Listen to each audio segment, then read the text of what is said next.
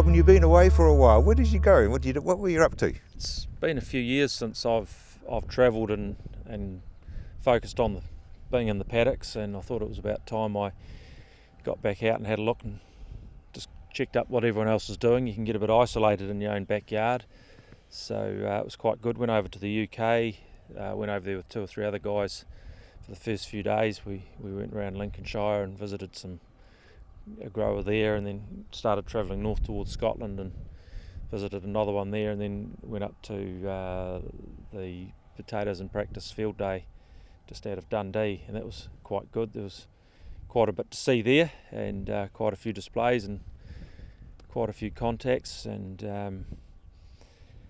interesting place up there. You knew when you were getting close to Scotland the weather changed. Yeah, they say that there's 2 seasons in Scotland. There's winter and there's June.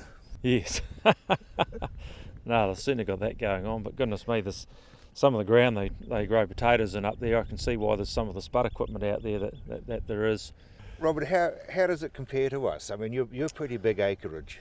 Oh, on the scheme of things, no, we're quite small acreage really, even by New Zealand standards when you start looking at the process growing side of things over here. But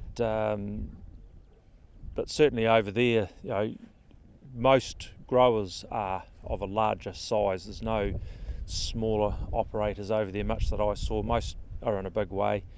It's not uncommon for potato growers over there to be doing 1,000 odd acres, and that's just not sort of 1 or 2. That's a whole lot of people doing that sort of thing. So, and some of them have got more challenges with harvest windows to get things in. So, especially up in the Scotland end of the world.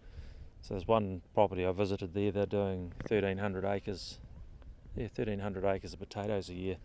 So they've got 3 big self-propelled tracked Grimmy harvesters to get in and get those out.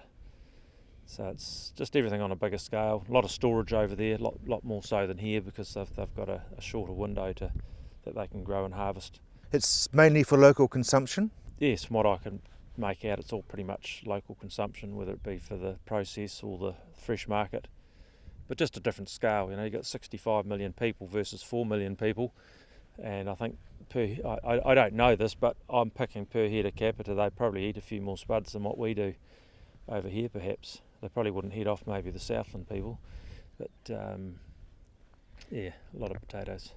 Pretty dumb question, but can we learn from them or can they learn from us? I think we can learn from each other. We've all got different sets of challenges. They haven't met up with the potato psyllid over there yet, and if they're all going well they won't, but then most of the growing areas that we're in, they're dealing with the potato cyst nematode, so they've got challenges on that front. And you talk to some growers and you'd believe that they've got a few challenges with the quality seed they're getting as well, which is something that we can experience here as well. And over there they're also looking for new varieties that can get improvements with yield and meet with consumer. And of course they are close to Europe, where people were developing such things as agri-air and all those sorts of crops. Yes, it's interesting over there. The salad potato market's probably a wee bit more developed than what it is here, and from what I could see of it, the yellow fleshed potato is probably not quite as popular over there as say what they are in here or the rest of Europe. There's red varieties that are quite popular, and still quite a few white varieties, although we're a bit the same here, you would say, with the Nadines.